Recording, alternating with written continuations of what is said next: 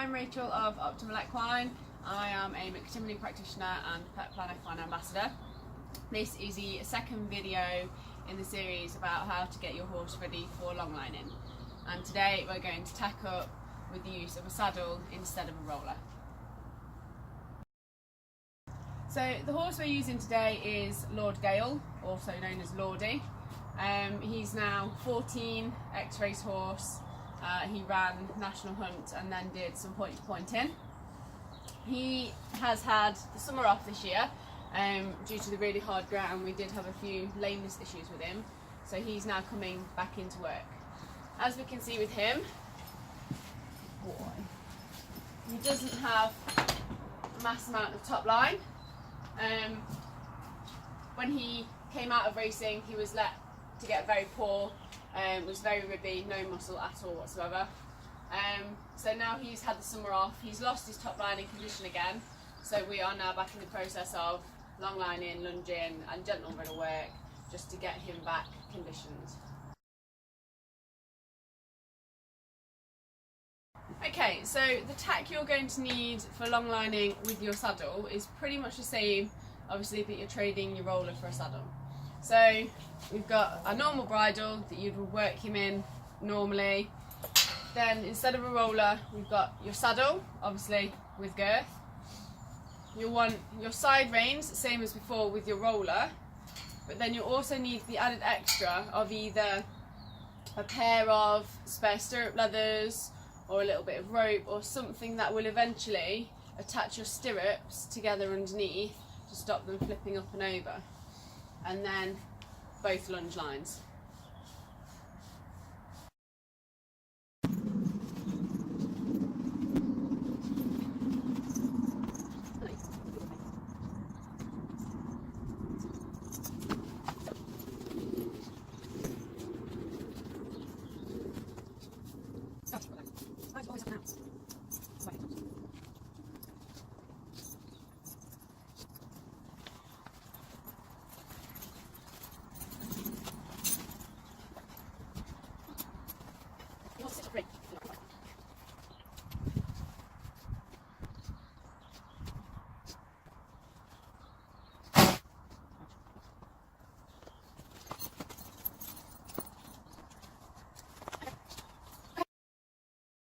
So Lordy is tacked up, ready to go. He's got his normal bridle on, his normal saddle on, and I've also run the stirrups down as though I would be riding.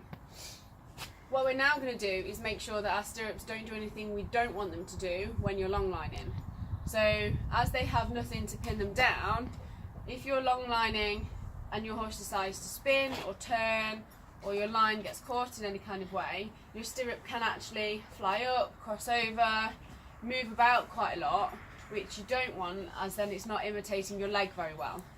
So what you can do is use your extra straps, so either a spare set of stirrup leathers, a bit of baler twine, or anything really that's single that will go underneath to basically hold your stirrups down and underneath together. So what I'm going to do with these is just pop round the other side,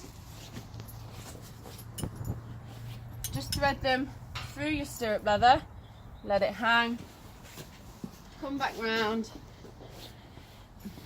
and literally where your girth would go, thread it through, just do them up and make sure the extra length isn't going to flap about anywhere.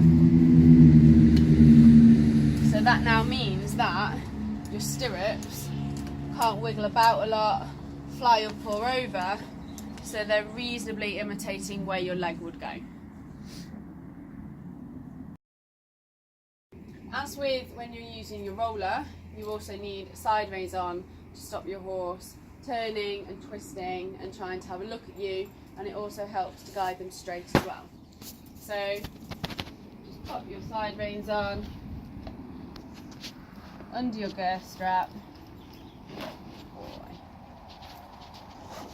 Make sure you've got enough length to attach to your bit, that you've got a contact, but again, not that you're winching or pulling them in, it is literally just to be used as a guide. And then when you're happy with your length, till you're ready to go, it off and you can pin it up on your D-ring. Okay, so when you're tacked up, ready to go, you've got your side reins on, you've got your strap on underneath to stop your stirrups flying up, you are ready to put your lines on so you can move off. I've untied Lordy so that you can see sort of how we go around him. You would normally leave your horse just standing. He's a good boy. So, with your line for the opposite side, make sure that you're ready and organised. Okay. So first of all, stand still. Get your side rein and just connect your side rein up. Come on. That one seems a bit short now. There we go. And then with your long line, same as with your roller, but you go through your stirrup like you would if you were riding. There we go. And just connect to your bit. Again, this is your primary line, so you want it above your side rein on your bit. And then with your line, good boy, I just literally, good boy, up and over the top, ready to move off. Good boy, stand. Same this side, so connect your side rein onto your bit, so you've got a contact. You want your second line, unroll it through your stirrup, same as with your roller, and then connect to the bit. Good boy. While you're standing nice and still, you want your first line, take your second line, and then same as before with your roller, just bring it down his bottom, and then you're ready to walk on. Good boy. Good boy. Stand.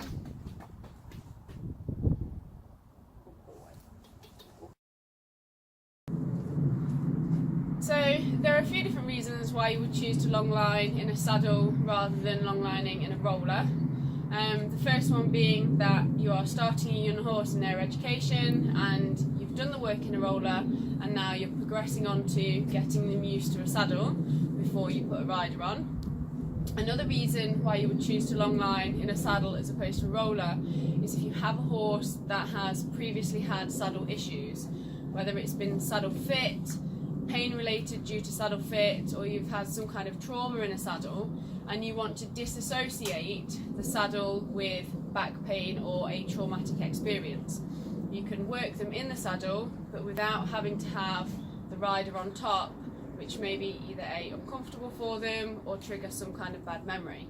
So you can disassociate saddle, rider and pain association whilst working your horse in a saddle that hopefully doesn't cause any of these triggers.